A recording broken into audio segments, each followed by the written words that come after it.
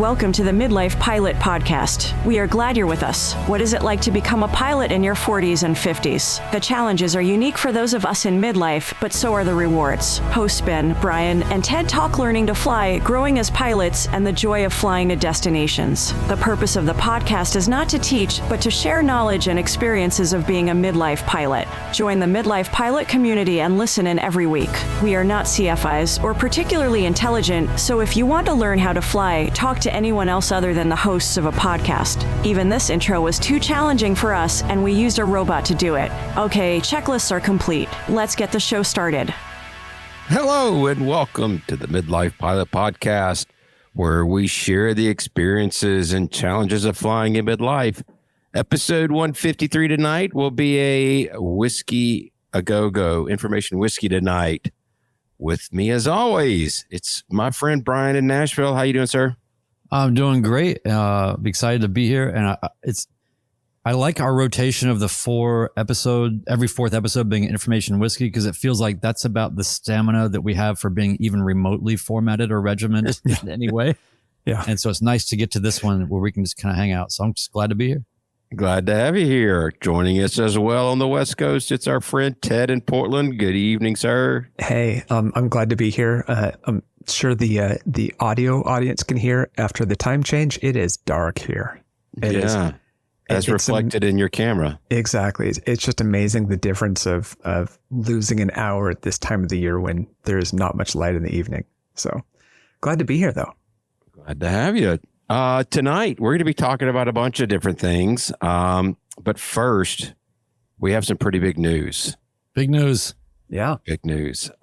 We have scheduled, or we have set on a date and a time and a location of our next Midlife Pilot Podcast fly-in. It will be the Thaden Invasion is what we're calling it. Bentonville, Arkansas. Kilo, I know you're not supposed to say no to Kilo, but Victor Bravo Tango is the airport identifier. We're currently working on putting an itinerary together. No, I would say itinerary. That's not fair, but we're making plans. Is that fair, Brian?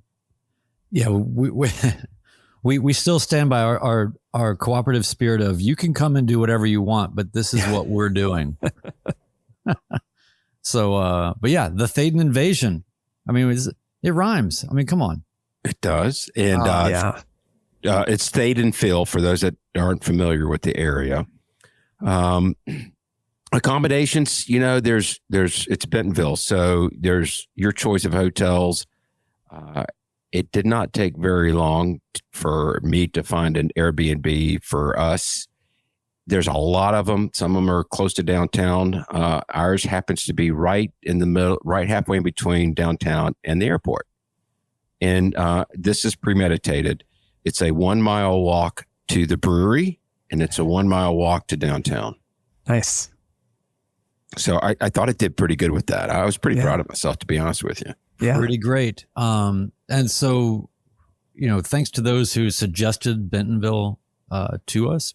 That was sort of what pointed us in the direction when other plans were not taking form in the way that we had really thought.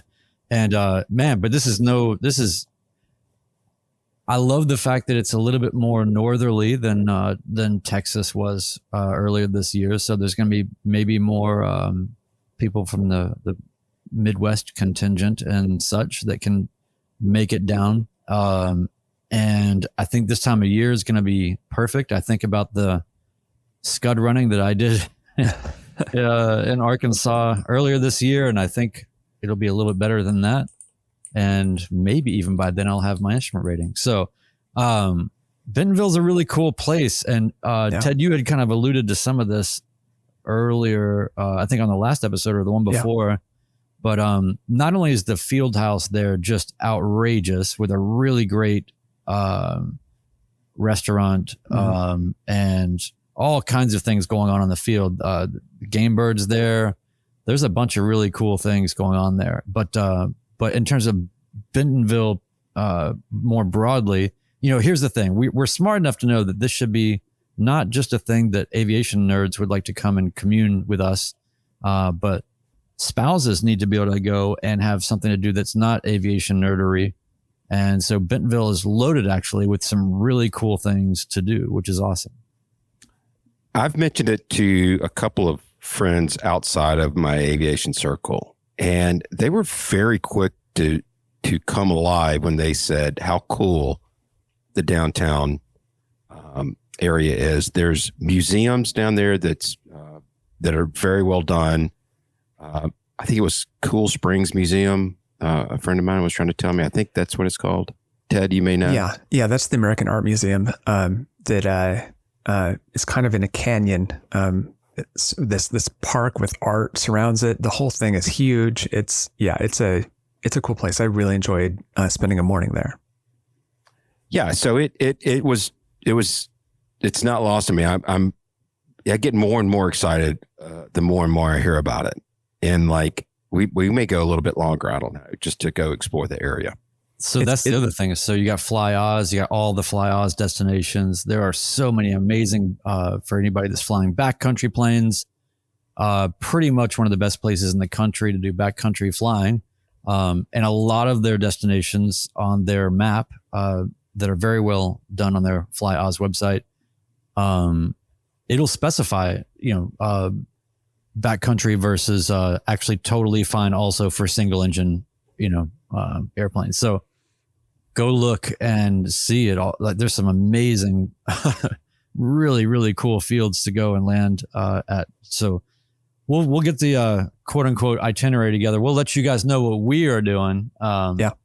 And we would be, I think it's probably important to also mention that we will be recording a live episode of the podcast at Thaden Field somewhere in Bentonville, somewhere. It might be a street corner. It might be a hangar. Could be in a brewery.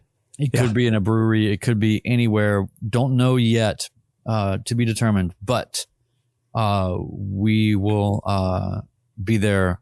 Brian Drennan is asking, did I miss the date? We will be there March 13th through the 15th, 2026.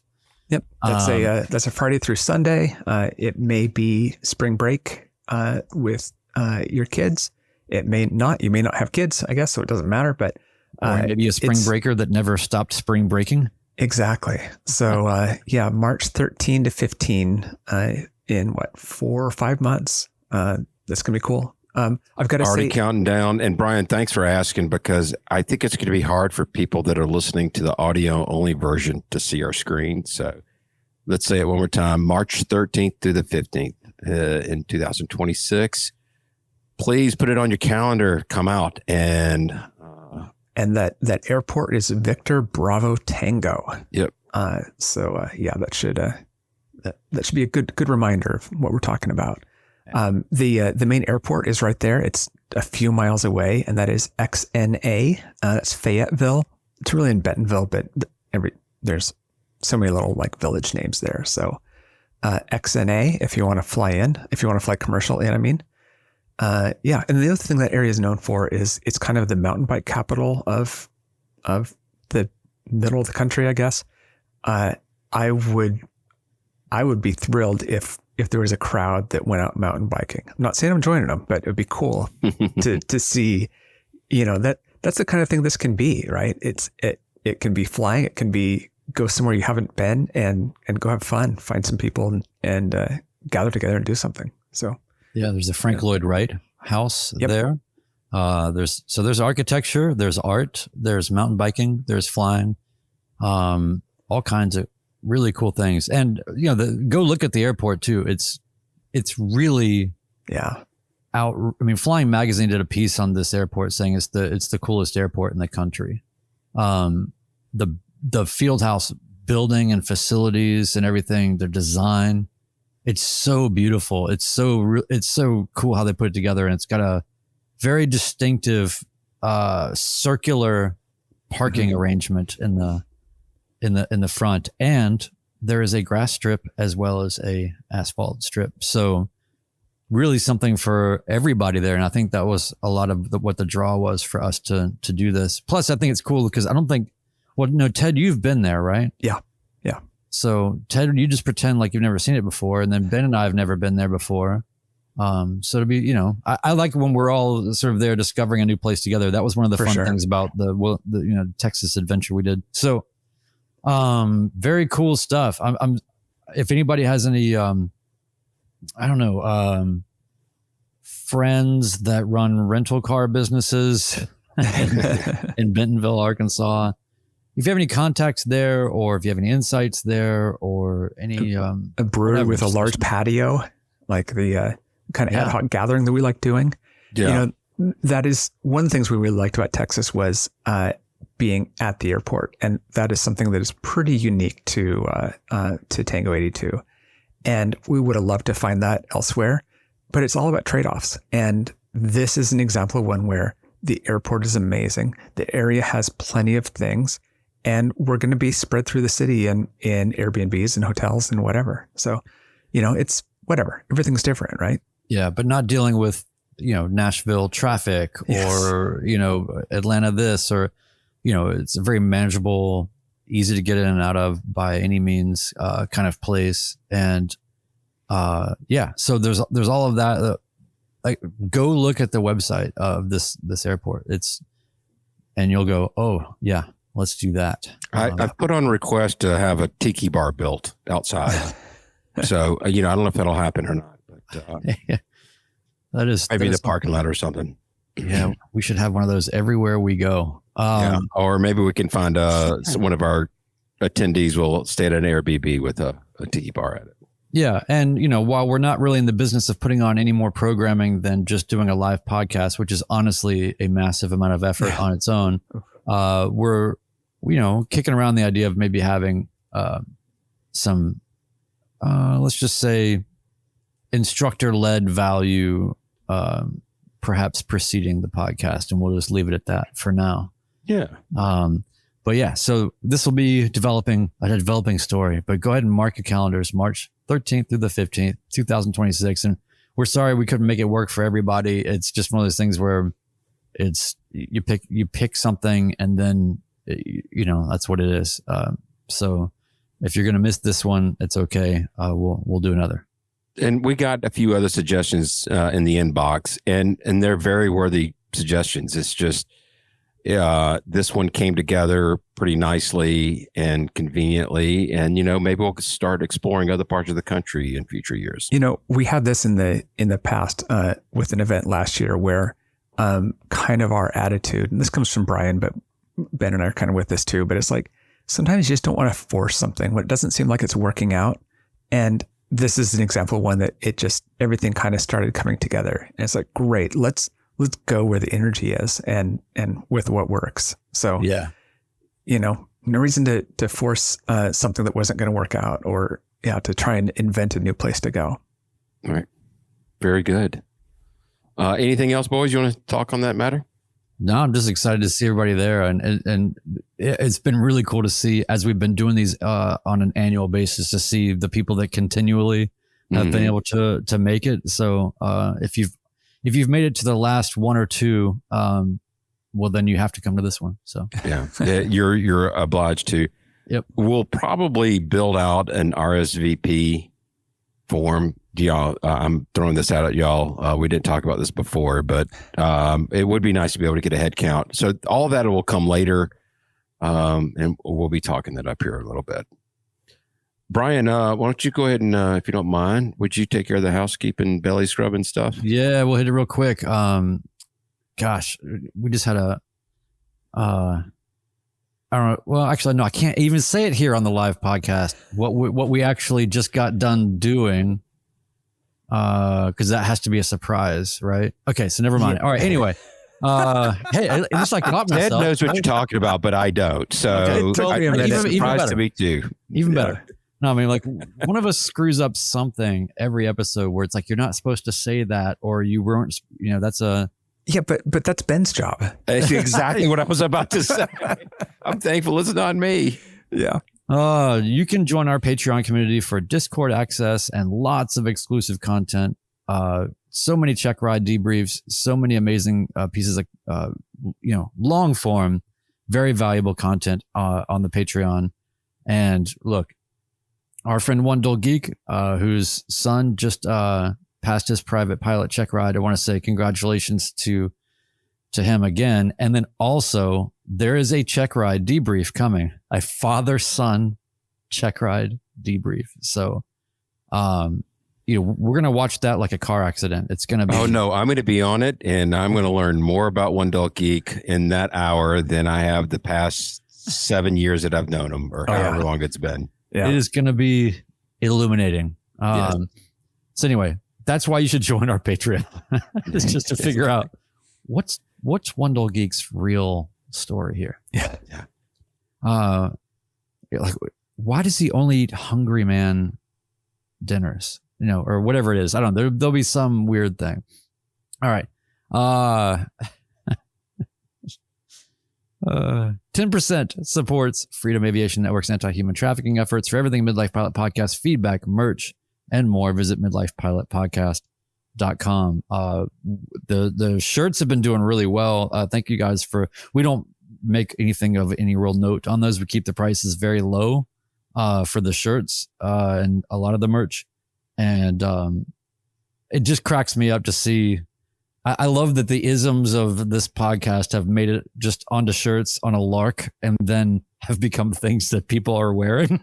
This is going to come back during the show. So make sure we don't forget about that. Yeah. Okay. Because I forgot the idea that actually, the idea that people are walking around with shirts that say I flew all day and landed at the same airport. But anyway, always fuel. midlifepilotpodcast.com. Very cool. Excellent. Ted, we got quite a few new Patreons over the last week. Do you mind helping us out with that? Yeah. I want to thank the people that have joined us. I want to thank everyone who's in here. Let's not forget everyone else. Yeah, but everybody. To our new people, at the Hershey Bar level, we have Andy and Babs. I think it's mostly Andy, but Babs is a middle school teacher, so she's joining the crowd of spouses that are middle school teachers. Go figure. We also have Sierra Tango, who is also in the chat tonight. And we have Patrick L at Taco Truck. Sorry, I had to have to say that now. And we have Michael R. At the Beast Stole Kit level, we have Michael W. Thank you all for joining us. And quite a few of these people have dropped into Discord already, and so we've gotten to know them, which is really cool. In our Discord accomplishments bucket this week, I wrote down some of the things that I saw in there that I really liked. First of all, Gary in Colorado soloed and shared a picture of his shirt tail cut off. That's always awesome to see. Was that the one where he was standing in front of the school or whatever, had a massive whiteboard with all of the? Yeah, I thought that was such a. I was like, why don't all flight schools do that? It's really brilliant. It was really cool. Gary's been with us for quite a while, so I'm really happy to see. I was really happy to see that. Congrats.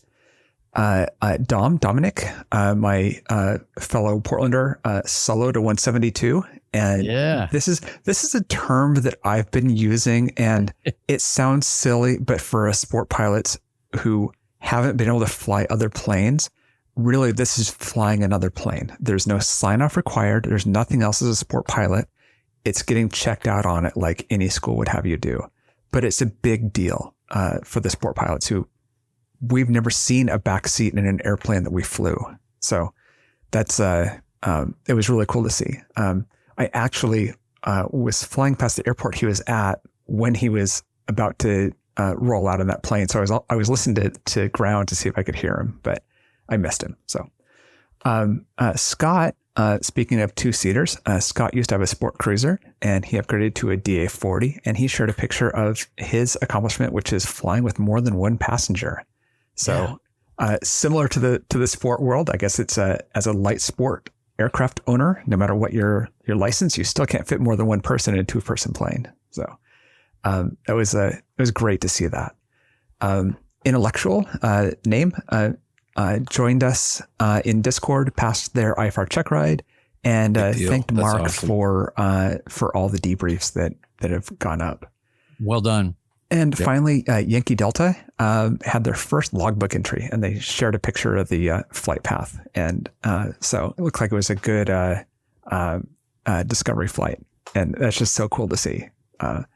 I'm really happy to see people that are early in their training joining us in the community. Can I say, that's what it's all about. that is something that I had forgotten about. But I absolutely remember when my first instructor wrote in that first logbook entry. It was a pretty special moment. Yeah. And I love that he called that out, that this was his first entry, because Yes. that was a big deal. That is, to me, you're started on the journey. You are officially there. And thanks for posting that. I appreciate that. Yeah. Yeah. That's what it's all about. We're so happy to see those. Yeah. Well, also, I appreciate very much the breadth of experience levels of people that listen to this podcast, the people that really know what they're doing that still listen to us, and then the people that are just starting out or thinking about flying that we actually might have some kind of valid information for. But I just, it's just a nice reminder that we are definitely here for the people that are just on the fence, kicking this idea around. And if you're needing a little bit more certainty or a feeling of some sort of camaraderie, so you're not living in your own head about it all, to consider undertaking this endeavor, we are here for it. So, always a reminder, folks, please send us your feedback, send us your thoughts, tell us your stories. And when you see airline pilots, or people that are very experienced, being so excited about anybody's first solo or anything, that should tell you that there's something very special about aviation, where no one forgets those impactful first steps. So Yes. yeah. So yeah, congrats to everybody. I mean, we got first solos, we got first fake solo. It's awesome. So please continue to flood the Discord and our message inbox with all these things, because that's what it's all about. Yeah. Very cool. You guys been flying at all? I've done it a little bit. Yeah, I was just going to go ahead and tell everybody, I'm learning new planes is my little subtitle today. I unfortunately I'm switching flight schools. The one that I was at, the plane is having continuing maintenance issues. The instructors are fantastic. They really are. I enjoyed flying with both of them. It's just, it's taking too long. And I have found an accelerated course, which I will be going next week. I conveniently scheduled it around the podcast, so I don't have to worry about that. But I will be flying a BE-55, a Beechcraft Baron. So, a lot of the emergency procedures, the flows are going to be the same in the plane that I did. But, yeah, so that's going on. And then I did a fun flight. I know Wendell Geek's been down there. And yes, thank you for blaming my curse on this. Mark, Wendell Geek said, Yes. Man, Ben, how many twins have you killed now? So, yeah. One, or two really, but. And I warned this flight school of what my record is. So I hold no responsibility. They know my curse and they still agreed to accept me. So that's on them. But I did do a fun flight. My youngest child, Evan, has been bugging me. We hadn't gone flying in a while. So he said, Terry was out doing things with her mom and her sister. So I said, hey, what do you want to go do? He said, let's go flying, and took him down to Jekyll. I hadn't landed at the airport. It's right next to St. Simon's, but I haven't landed there yet. And he and a friend, I picked him up at their school down in Cochran, Georgia, 48 Alpha, and flew down there. And they, I know Wendell Geeks talked about this, but they have red bugs. They're like electric cars, little golf carts, really. They're about the size of golf carts, but they have windshield. They're street legal, actually.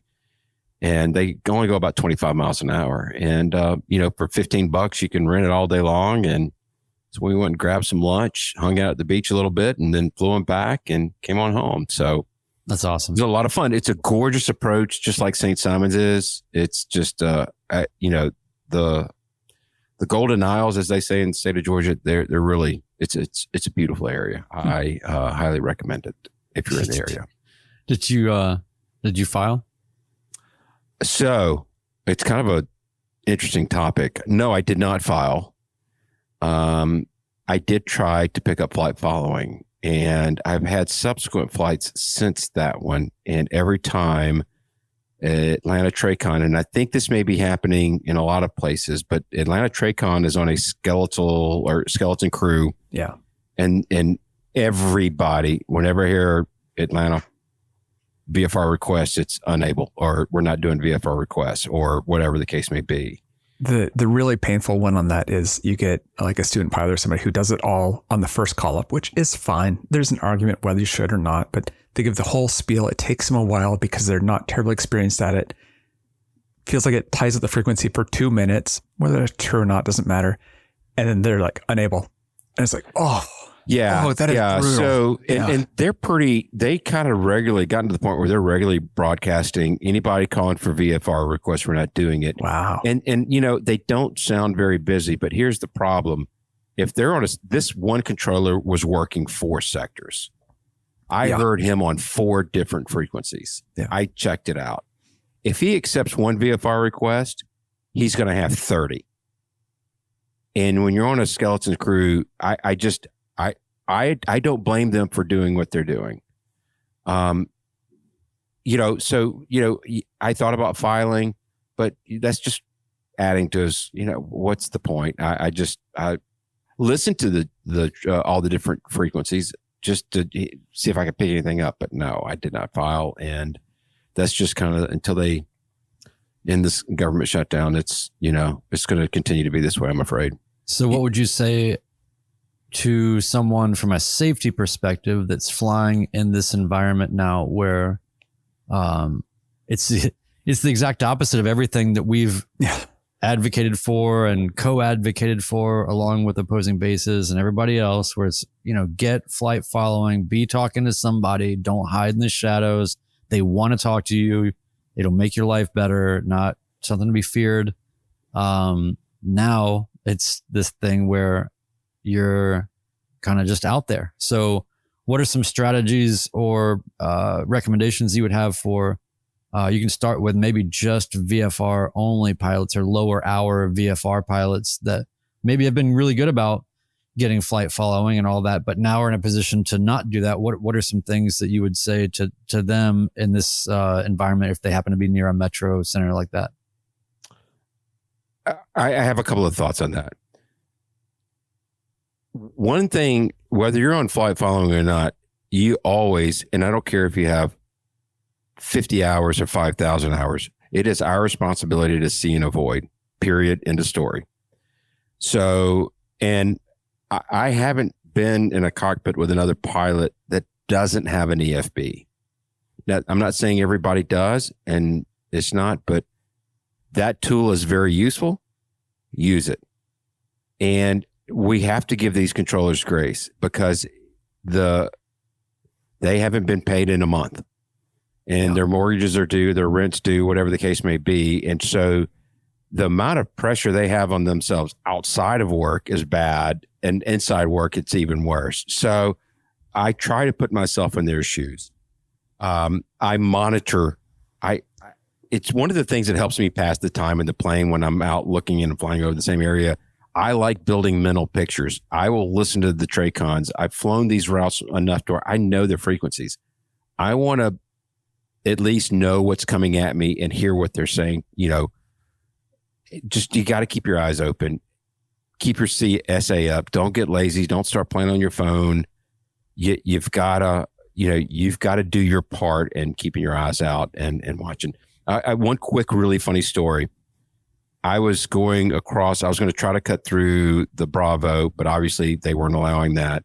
And there was this Cherokee, and the tail number was very unique, but we were a conflict and I had to adjust course to go around him. We were at co-altitude. And I kind of felt like he was chasing me because just watching him on the FB, I felt like he was coming after me, but he wasn't really. He was just doing maneuvers. And then when I came back 5 hours later, that same plane and I had intersecting courses, and I had to divert around him to get around him. And I thought, this guy's got it in for me. What's up? Yeah. So, he's getting refueled Hacienda style. Yeah. Wow. I'm going to write that down. The Hacienda plane. Yeah. Well, the ultimate time building flight.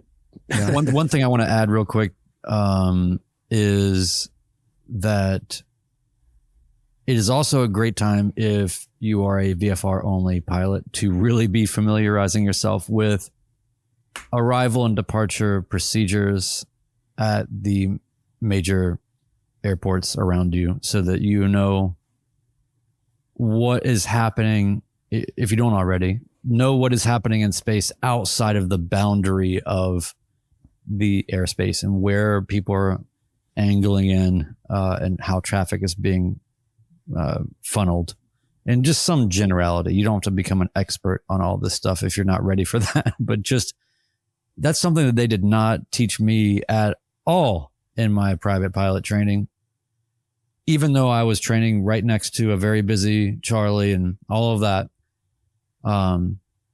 So I would say just ask, and this is another thing too, talk to more experienced pilots that fly out of the airports that you are flying out of, and say, hey, I understand this is going on. What are some things that I can do to be a little safer in this context, and to be more predictable in my flying, so that I'm helping them even when I can't talk to them. Yeah. Knowing those arrival corridors is really key. If you tend to have an ADS-B map up during the day, that gives you a good idea, and you can see the 3 or 4 different ways that planes tend to arrive, and gives you that picture of what you should be aware of when you're in the plane. I want to underline what Ben said though, which is make your best guess on the frequency you would be on if you're on flight following, and listen. And you're also ready in case you have an emergency. You're already on that frequency, and that's probably the person that can help you the fastest. It's also a way to hear when you're being pointed out to the other traffic, and you realize that, yes, you are the problem here.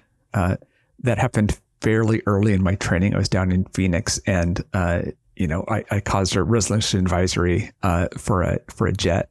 I was legal. I was outside the Bravo, but he had to move around for me, and so be able to hear that like live as it's happening, and not just blissfully going along your way and not knowing that these jets had to move around for you, is really important. One more comment from me, and Brian, more to your question, VFR pilots, low hour pilots, here's what you do. On your route of flight, if you see an airport, I know you're not instrument rated, but if you pull up an IFR chart, you will see the approach controller for that airport.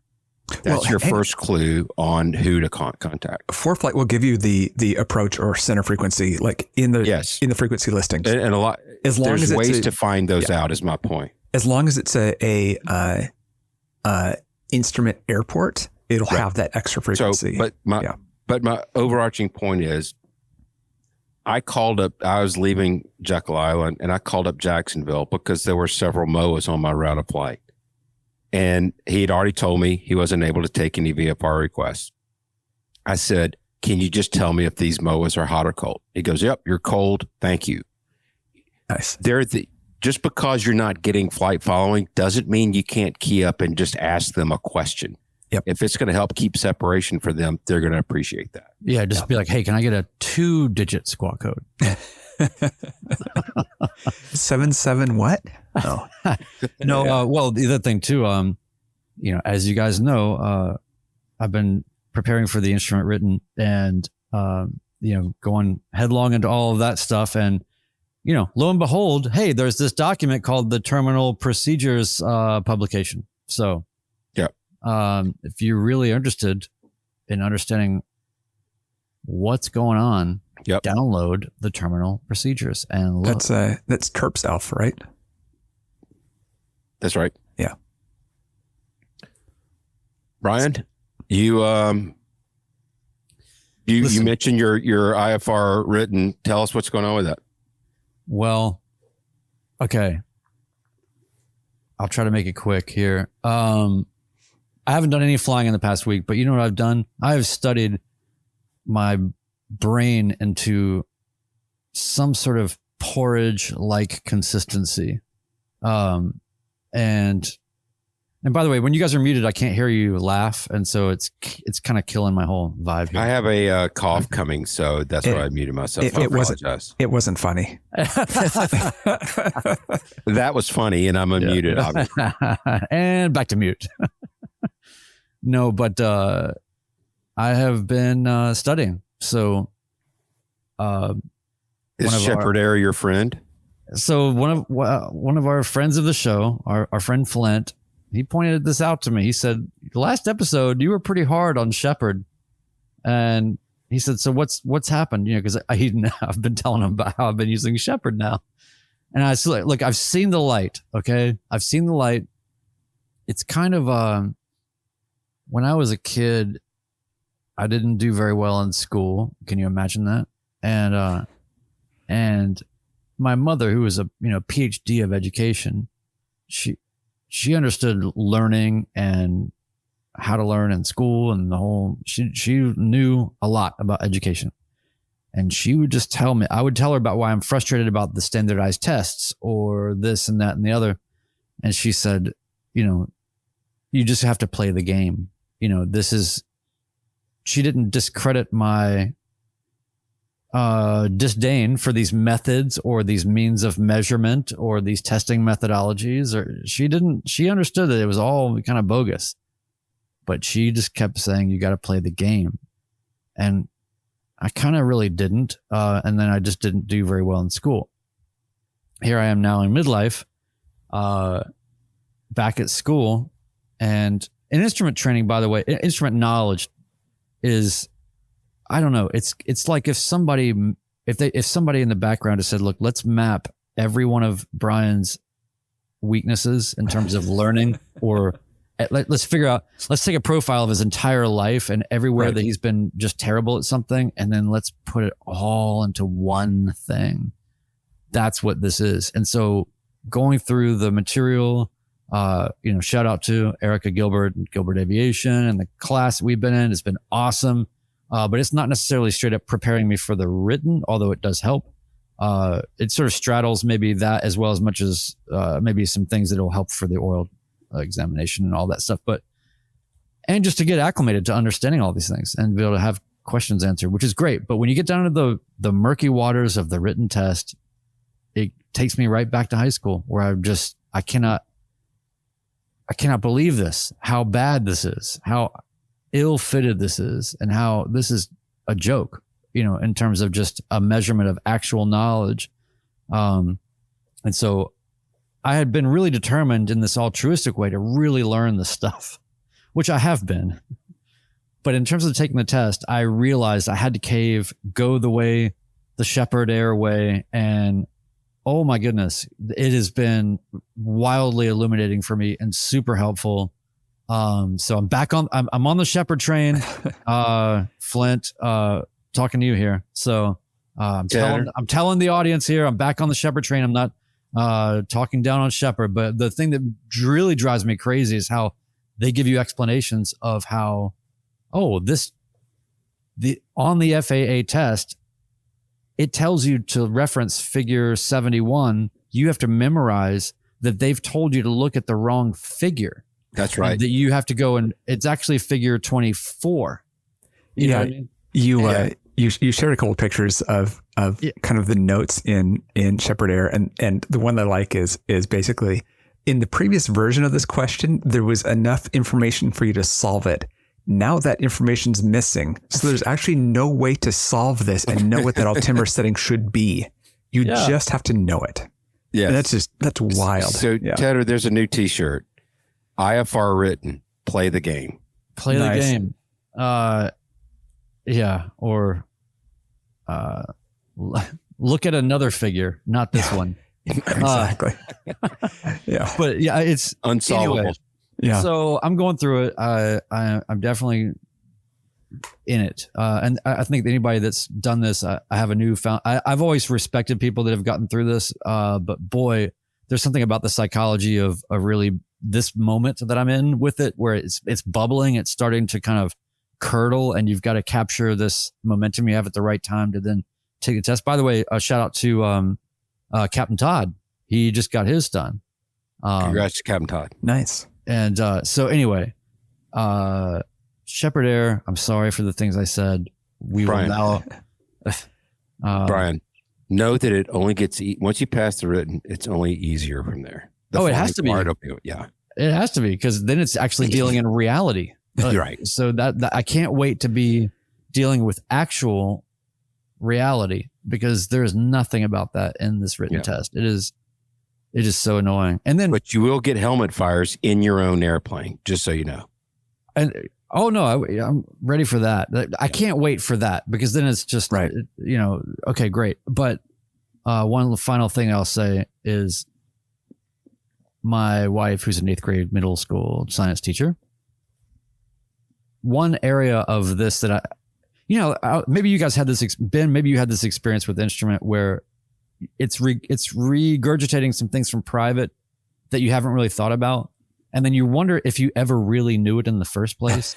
You know what I mean? Or it's like, I knew it enough to pass a test before, but then why am I, and for whatever reason, the compass errors thing has just got me all kind of turning over on myself. And I was telling my wife, who teaches 8th grade middle school science, I was like, this is one thing I just keep getting so confused, and I keep getting this all tripped up. And she goes, okay, well, show it to me. And she learns it in about 8 seconds, and she draws a little diagram and goes, here, like, idiot, like, this is not this is so easy.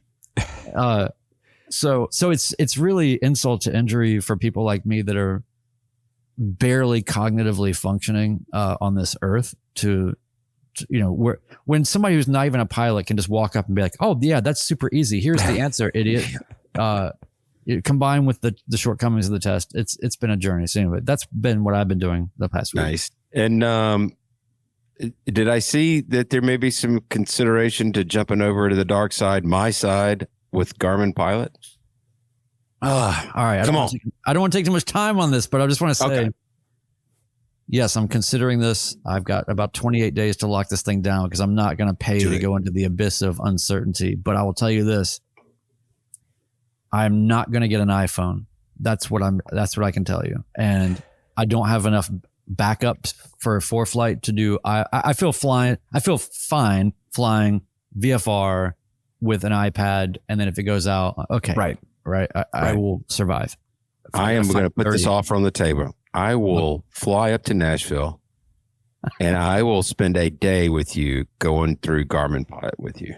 If you're going to have to, because I've already I've already found it to be as obtuse as the FAA written, but I'll come around. You'll come around. That's going to be quicker transition than the IFR written. All right. Wow, that'll leave me as the only ForeFlight user out of the 4 of us. The 3 of us. I thought the day would never come, but maybe we'll get over it. You start flying, little heavier airplanes. Maybe the Garmin Pilot will come around. Maybe 1321 someday. That's what I'm saying.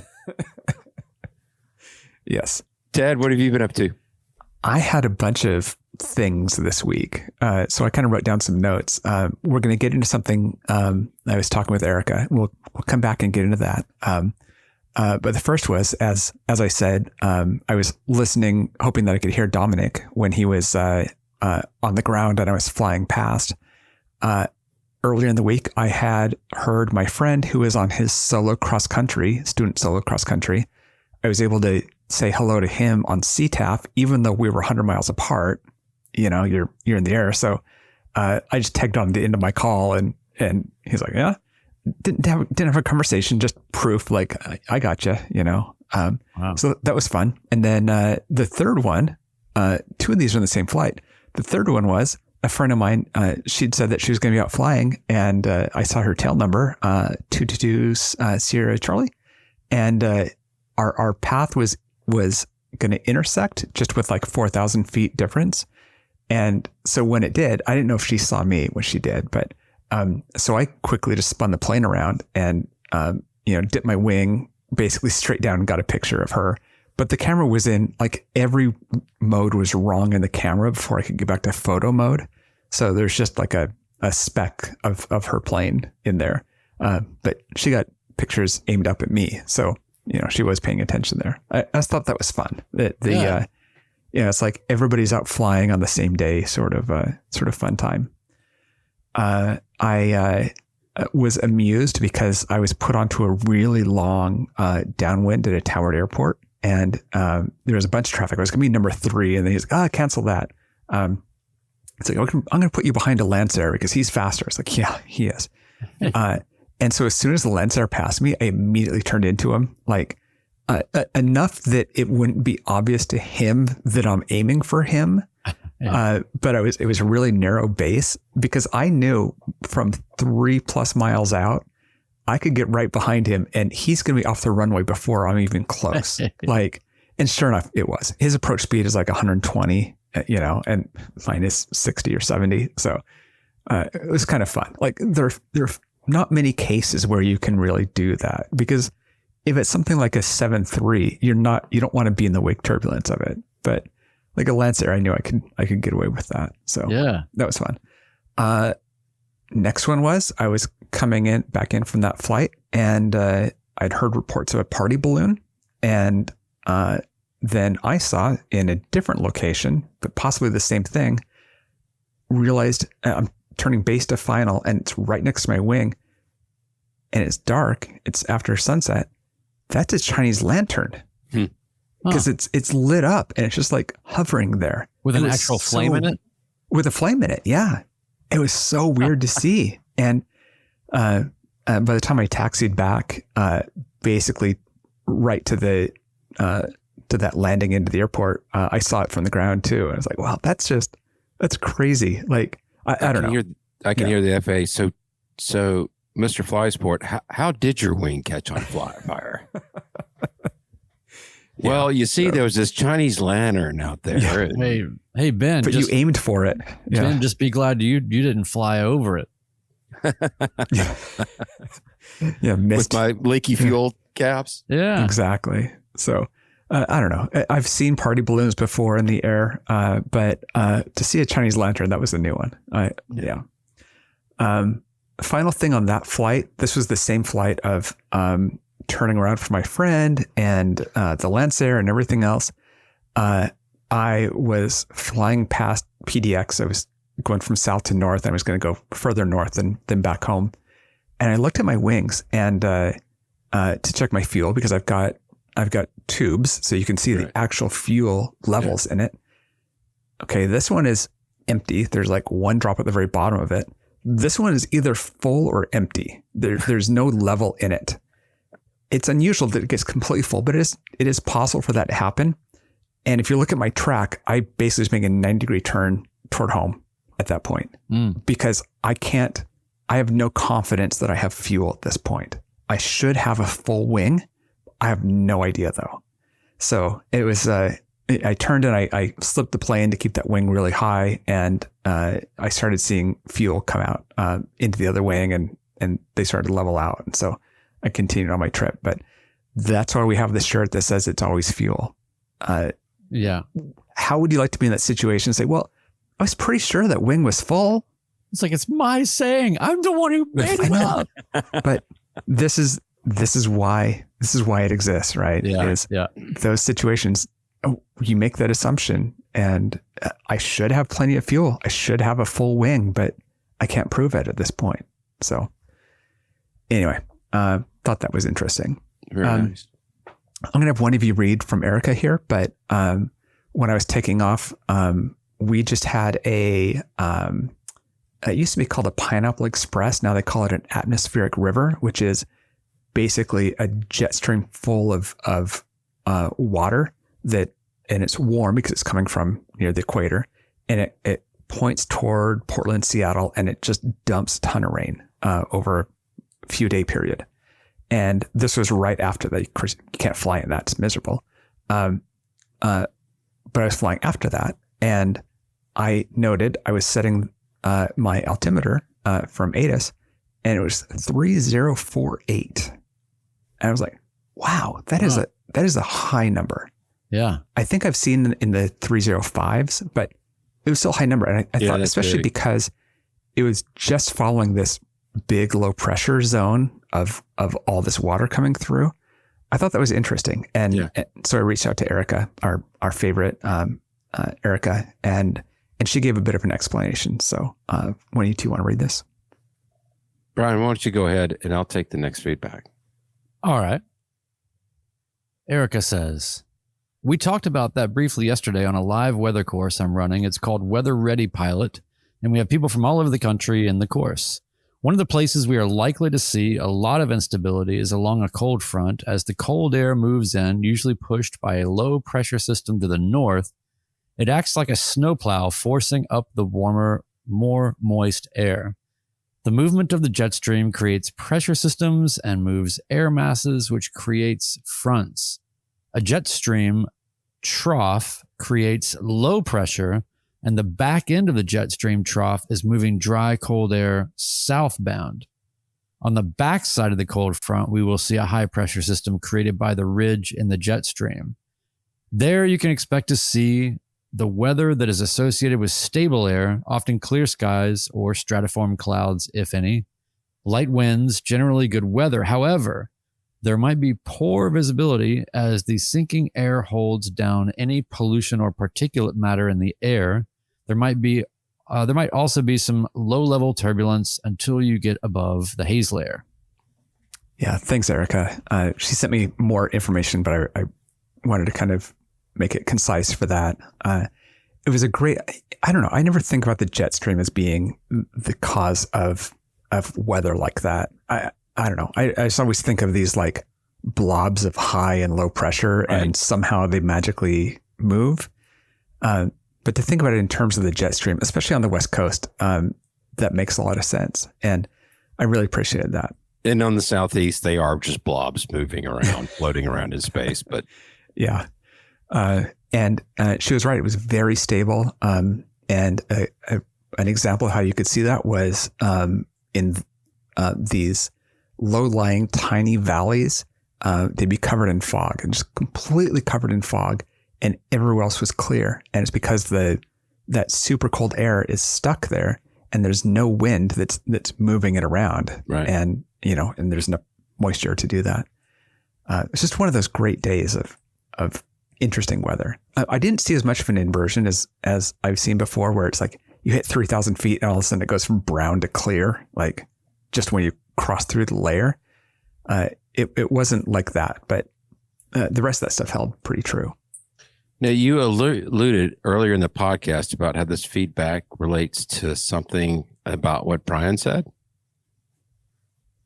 Do you not remember that? No, I don't remember that now. Well, we'll just keep going then. It's information whiskey. We've got whiskey. It is. That's right. Well, we got some feedback from one of our listeners, Chris H. And this is to set this up. We, last episode, we celebrated Mosaic Day, I think is what we were calling it. Ted flying a 152, and it was episode 152. And this is in response to that episode.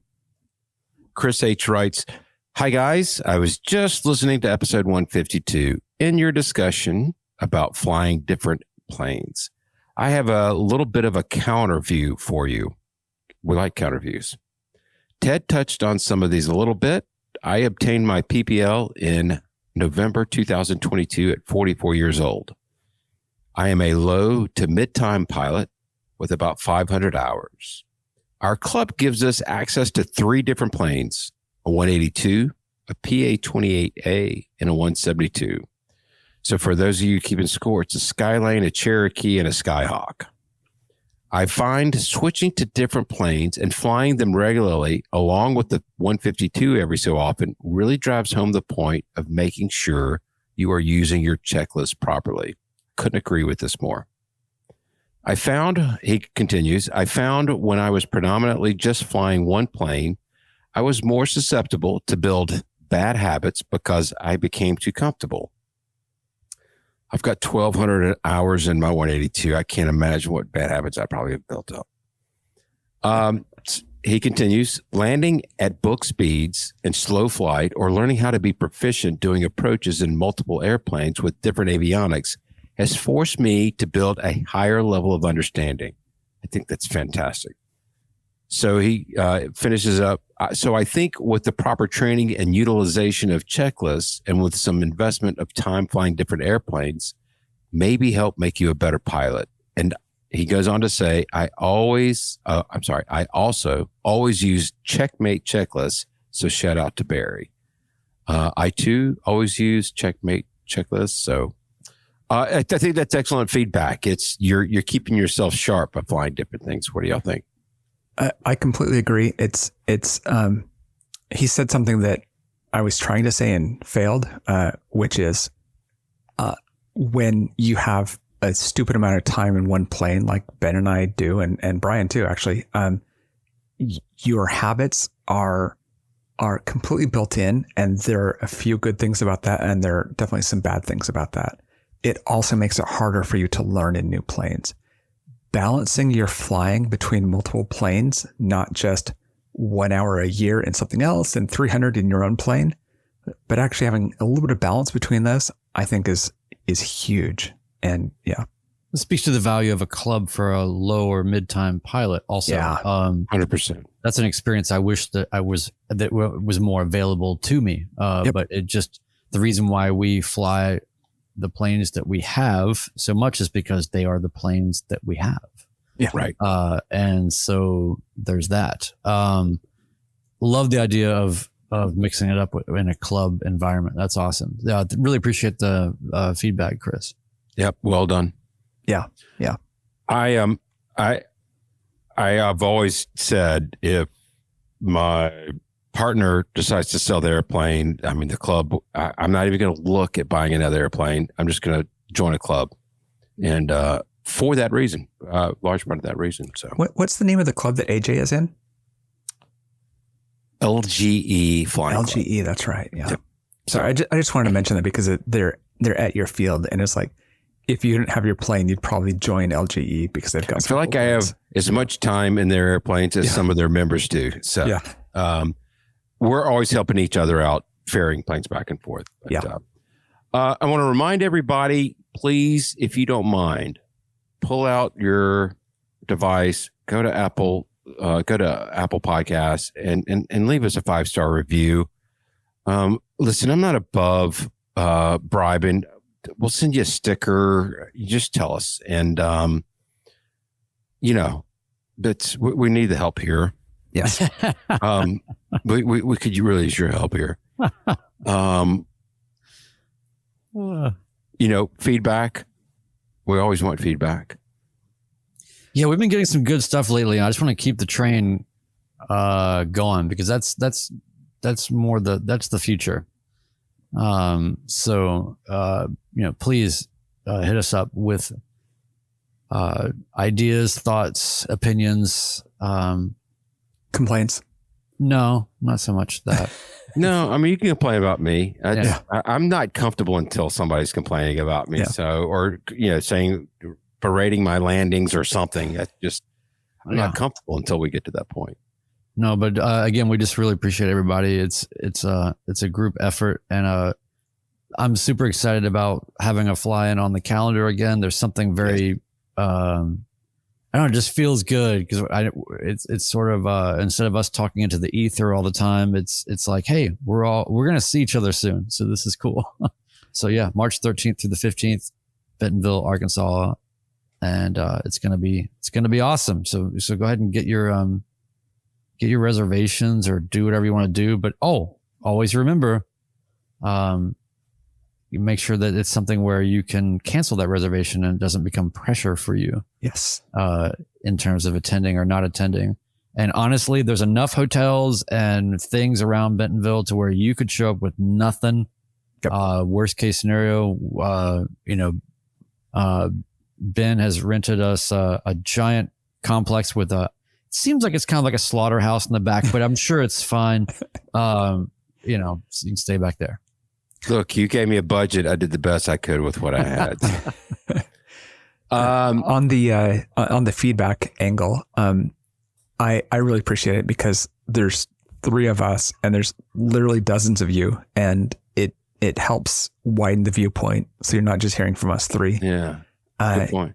And we also get feedback that doesn't get read on air. People that want to just give us their experience and are just telling us about themselves. And we had one from Mike Sierra Golf recently.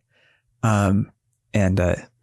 He was Mark Sierra Golf actually. And love those to learn about our community and to learn where people are and what they're flying and what their experience is. So even if you're not doing something that you want read on air, just tell us your story. That's one of the things I really like is knowing who's listening, what their experience level is. And especially if you live on the West Coast, I love knowing that. Yep. And we've even just recently got people are sending in their words of wisdom, suggestions. So Ben, I saw that one. I saw that one. And I've got another one that's not, we'll hit that one next week.